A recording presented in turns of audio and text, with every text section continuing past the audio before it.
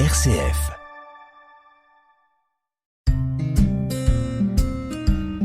Bienvenue dans Paroles et chemins de prière sur RCF Cœur de Champagne.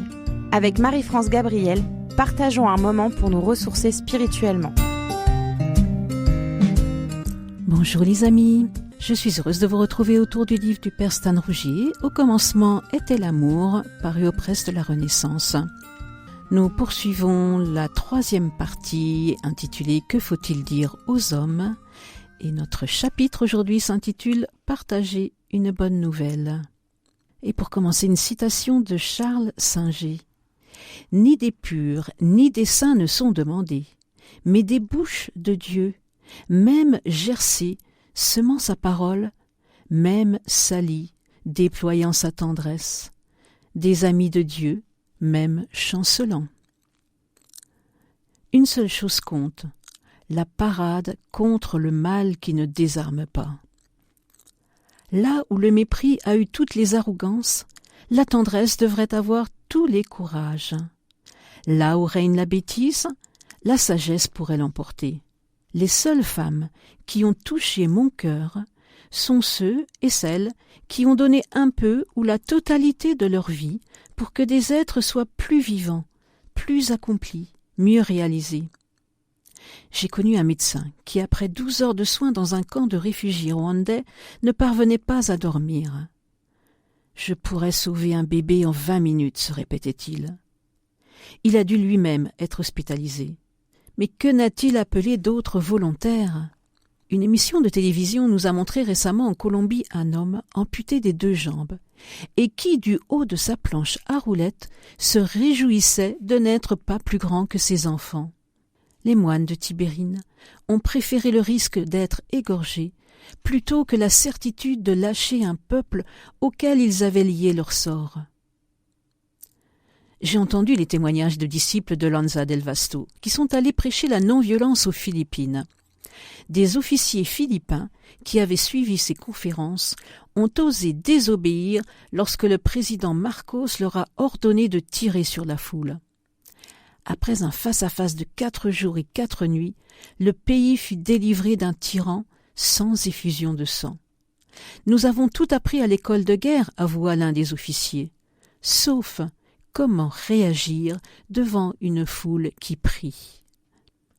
Le 11 septembre 2001 à New York, de très nombreux pompiers sont morts en allant tenter de ramener des survivants des 2 tours effondrées. Tous ceux-là furent heureux du plus grand bonheur, celui de se donner. Saint Paul martèle à temps et à contretemps son message sur la priorité absolue de l'amour. Il en décrit les conditions et les exigences. Il ne parle pas d'autre chose que de ce don de soi pour que d'autres soient plus vivants. Le message de l'apôtre Saint Jean est lui aussi une répétition lancinante. « Aimez-vous. Celui qui aime est né de Dieu et connaît Dieu. Celui qui n'aime pas ne connaît pas Dieu. Nous savons que nous sommes passés de la mort à la vie lorsque nous aimons nos frères. » Première lettre de Saint Jean, chapitre 3, verset 14. Leur maître à tous deux, le Christ, tourne sans cesse autour du même cri. « Aimez-vous comme je vous ai aimé. » Il n'est pas d'amour plus grand que de donner sa vie pour ceux qu'on aime. La télé et la radio nous font rêver avec des chansons qui réaffirment l'urgence d'aimer. Quand on n'a que l'amour de Jacques Brel date d'il y a un demi-siècle. Saint Augustin résume ainsi son adolescence. Il y a 17 siècles, cette fois, j'aimais aimer. Un temps de réflexion avec Marie-France Gabriel. Paroles et chemins de prière sur RCF Cœur de Champagne. Évangéliser, c'est partager la bonne nouvelle. Lorsqu'en 1944, quelqu'un cria « Les Américains ont débarqué !» On commenta chaleureusement l'information et on n'interrompit pas le message avec un « Vous n'allez pas nous faire un sermon ». Évangéliser, c'est être assez passionné par le visage d'amour révélé en Jésus-Christ pour que cela réveille l'âme de celui qui nous écoute.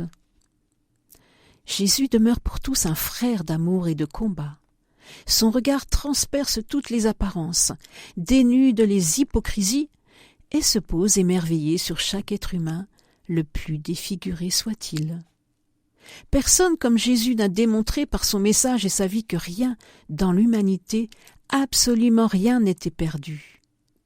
Avec le Christ, tout peut être transformé en amour, donc en vie. Citation d'André de Pierre, prêtre ouvrier. André Comte-Sponville écrit « Si Dieu existait, cela devrait se voir ou se sentir davantage. Pourquoi Dieu se cache-t-il à ce point ? Quel triste père ce serait celui qui, pour respecter la liberté de ses enfants, refuserait de vivre avec eux, de les accompagner. Quel père se contenterait pour élever ses enfants d'une parole adressée à d'autres, morts depuis des siècles, et qui ne leur serait transmise que par des textes équivoques ou douteux, plutôt que de leur parler directement et de les serrer contre son cœur. Drôle de père, drôle de Dieu. Et quel père plus atroce que celui qui, lorsque ses enfants souffrent, se cacherait encore ? Comment l'aimer ? Comment y croire ? À ce propos, que répondraient les convertis, eux qui, agnostiques, ont souhaité recevoir un signe et l'ont reçu ? Que répondrait mon ami Jacques le Breton, qui, au cœur de la pire souffrance, amputé de ses mains et privé de ses yeux, a reçu la joie ineffable de sa présence ? Que dirait ce déporté qui, avant de finir sa vie dans la chambre à gaz, écrivait cette prière ? « Seigneur, nous te prions pour nos bourreaux. Nous te rendons grâce pour tout ce que tu as obtenu de nous, grâce à eux, en patience, en douceur, en capacité de pardonner. » Un moment de prière avec Marie-France Gabriel.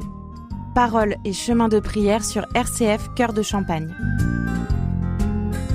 Seigneur, donne-nous de vivre au plus profond de nous la bonne nouvelle de ton amour, afin de pouvoir la partager autour de nous. Nous te confions spécialement les nouveaux convertis, afin qu'ils se sentent accompagnés de vrais frères et sœurs sous ton regard de Père. Avant de nous quitter, nous vous proposons d'écouter un chant d'Hugues Fantino intitulé « Choisis la vie ». Il est venu le temps d'aimer la vie. Il est venu le temps de croire aujourd'hui que la vie nous est donnée, que la vie nous est confiée pour lui rendre sa beauté, nous révéler tout ce qu'elle est. Il est venu le temps d'aimer la vie. Il est venu le temps d'entendre son cri quand elle se sent traquée, troquée pour de bas intérêts, et de la protéger comme un enfant, un nouveau-né. Il est venu le temps d'aimer, retrouver les priorités, chercher l'autre réalité, le vrai sens d'exister. Choisis la vie. La vie n'a pas de prix. L'amour. Choisis la vie, l'amour jusqu'au bout de tes jours. Attention, le temps court. Choisis la vie. Et la vie à tout prix. L'amour. Choisis la vie, l'amour, et puis passe à la mort. L'amour est le plus fort. Il est venu le temps d'aimer la vie, tendrement, passionnément, à la folie, de la tenir à bras le corps, de la serrer, de l'embrasser jusqu'à la mort, et l'aimer de plus en plus fort. Il est venu le temps d'aimer la vie. Au revoir les amis, à la semaine prochaine.